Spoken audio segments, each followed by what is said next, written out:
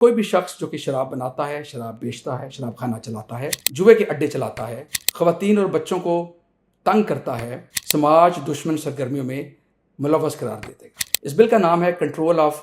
Habitual offenders in anti social behaviour act 2026۔ Punjab assembly میں ایک ایسا بل پاس کیا گیا ہے جو کہ شاید دنیا کی تاریخ میں کسی اسمبلی میں پیش نہ کیا گیا ہو،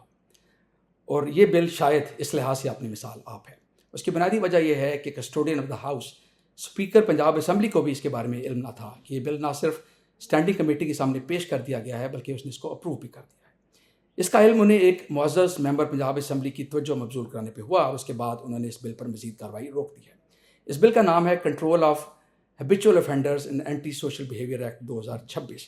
اس کے مطابق کوئی بھی شخص جو کہ شراب بناتا ہے، شراب بیچتا ہے، شراب خانہ چلاتا ہے، بھتہ خوری کرتا ہے، جوئے کے اڈے چلاتا ہے، کعبہ خانے چلاتا ہے، خواتین اور بچوں کو تنگ کرتا ہے،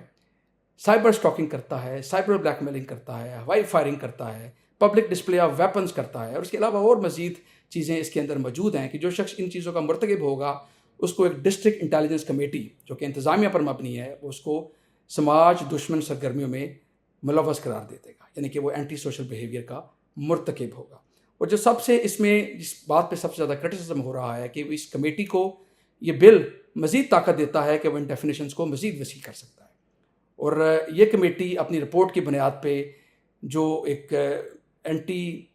سوشل بیہیویئر کا مرتکب شخص ہے اس کو ایک بانڈ جمع کرانے کا بھی کہہ سکتی ہے، اس کا شناختی card, bank account, social media account, arms licence, یہ سارے کے سارے منسوخ کیے جا سکتے ہیں، اور مجسٹریٹ کی اجازت کے ساتھ ان کی پراپرٹی بھی کنفسکیٹ کی جا سکتی ہے۔ اور اس کے علاوہ اور بھی مزید